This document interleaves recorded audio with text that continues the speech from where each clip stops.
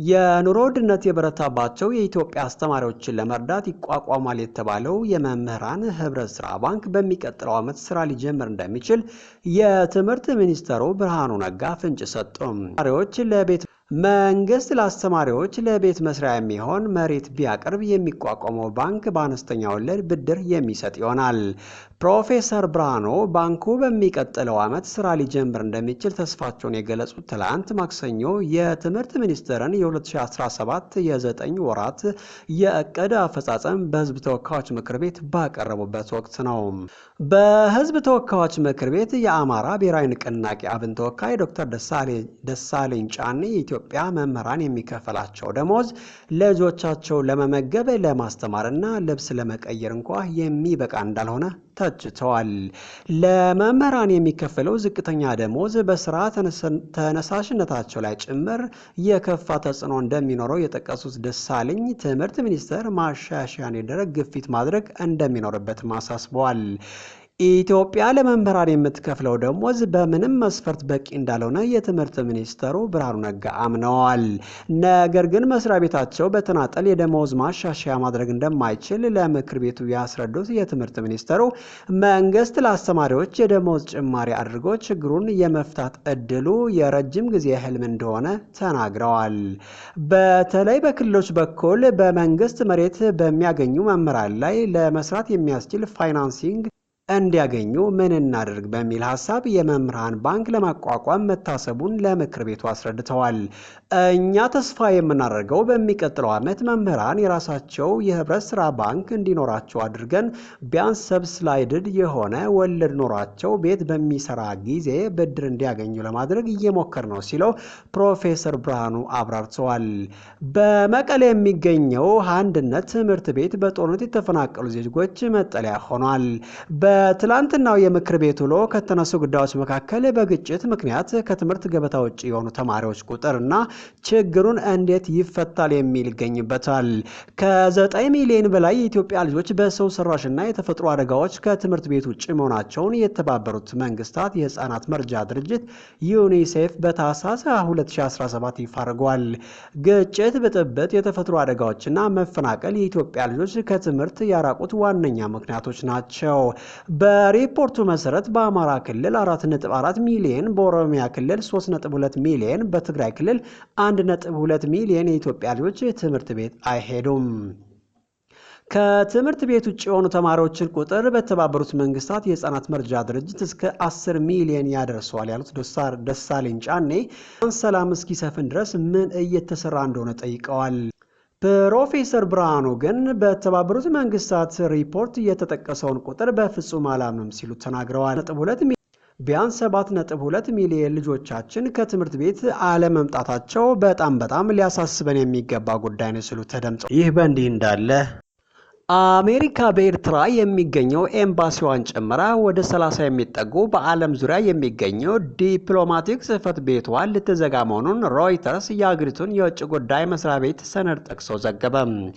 የትራምፕ አስተዳደር አብዛኞቹ በአፍሪካና በአውሮፓ የሚገኙ ቢያንስ 27 የአሜሪካ ኤምባሲዎችና ቆንጽላዎችን የሚዘጋ ሲሆን ከነዚህም ውስጥ ኤርትራ አንዷ ናት። በውሳኔው መሰረት ይዘጋሉ የተባሉ 10 የአሜሪካ ኤምባሲ በግሪናዳ፣ በሌሴቶ፣ በማዕከላዊ አፍሪካ ሪፐብሊክ፣ በሉክዘምበርግ፣ በሪፐብሊክ ኦፍ ኮንጎ፣ በጋምቢያ፣ በደቡብ ሱዳን፣ በማልታና በማልዲቭስ የሚገኙ መሆናቸውን ሮይተርስ የተመለከተው ሰነድ ያመለክታል።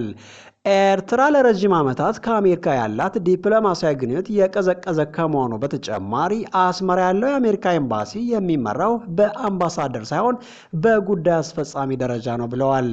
ኤርትራ ነጻ ከወጣችበት በኋላ በአውሮፓውያኑ በ1993 አሜሪካ ኤምባሲዋን በአስመራ የከፈተች ሲሆን አሜሪካ በኤርትራ ያለውን የሰብአዊ መብቶች አያያዝን ስተች ቆይታለች። ይህም የሁለቱን ሀገራት ግንኙነት አቀዛቅዘው ቆይተዋል። ለውጭ የእርዳታ ድርጅቶች ዝግ የሆነው ኤርትራ በአውሮፓውያኑ 2005 የአሜሪካ የእርዳታ ተቋም የሆነው ዩኤስአይድን ከሀገሯ እንዲወጣ ማድረጓ ይታወቃል።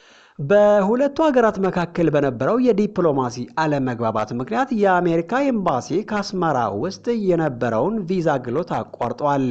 ጠቅላይ ሚኒስትር አብይ አህመድ ወደ ስልጣን ከመጡ በኋላ በኢትዮጵያና በኤርትራ መካከል ሰላም ሲወርድ በኤርትራና በአሜሪካ መካከል ያለው ግንኙነት መሻሻል አሳይቶ ነበር።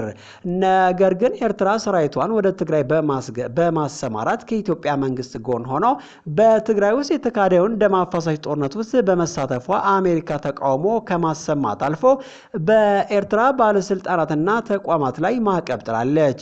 አሁን የአሜሪካ የውጭ ጉዳይ መስሪያ ቤት በኤርትራ የሚገኘውን ኤምባሲዋን ለመዝጋት የያዘችውን እቅድ ተግባራዊ የሚያደርግ ከሆነ የሁለት ሀገራት ግንኙነት በርቀት ወይም በሶስተኛ ወገን እንዲሆን ያደርጋል።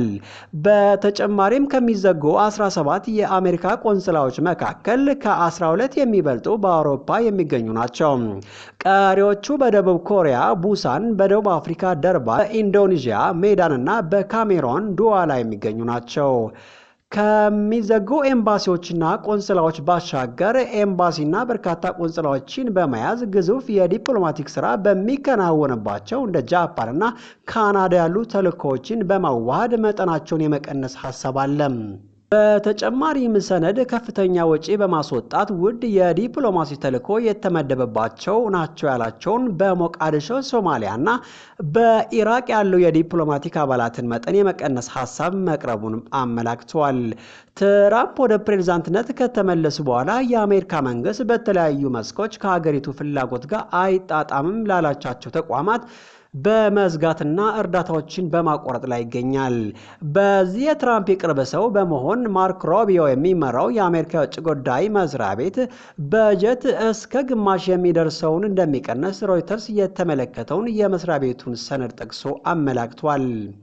በዚህ ሳቢያ በበርካታ ሀገራት የሚገኙ የአሜሪካ ኤምባሲዎችና ቆንስላዎችን የመዝጋት ሀሳብ እንዳለው ተገልጿል። ይዘጋል ከተባሉ የአሜሪካ የዲፕሎማቲክ ተቋማት መካከል 10 ኤምባሲዎች ሲሆኑ ቀሪዎች ቆንስላዎች መሆናቸው ታውቋል።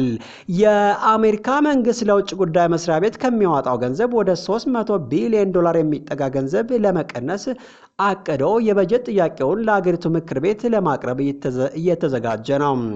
ሮይተርስ የዜና ወኪል የውጭ ጉዳይ መስሪያ ቤትና የፕሬዝዳንቱ ጽህፈት ቤት በተያዘው እቅድ ላይ ምላሽ እንዲሰጡ ቢጠይቅም ወዲያውኑ ምላሽ አላገኘም። ሮይተርስ የተመለከተው የበጀት መጠየቂያ ሰነድ እንደሚያሳየው በጀቱ በአሁኑ ወቅት ካለው 54.4 ቢሊዮን ዶላር ወደ 28.4 ቢሊዮን ዶላር ዝቅ ብለዋል። በተጨማሪም ለውጭ እርዳታ በአሜሪካ የዓለም አቀፍ የልማት ተራድኦ ዩኤስአይዲ በኩል ይቀርብ የነበረው 38.3 ቢሊዮን ዶላር ወደ 16.9 ቢሊዮን ዶላር ወርዷል። በአሜሪካ የውጭ ጉዳይ መስሪያ ቤት ስር እንዲካተት የተወሰነበት ግዙፉ የዓለማችን የእርዳታ ተቋም ዩኤስአይዲ በዓለም ዙሪያ የነበሩትን ከ5000 በላይ ፕሮግራሞችን በመዝጋት በሺዎች የሚቆጠሩ ሰራተኞችን ማሰናበቱ ይታወሳል።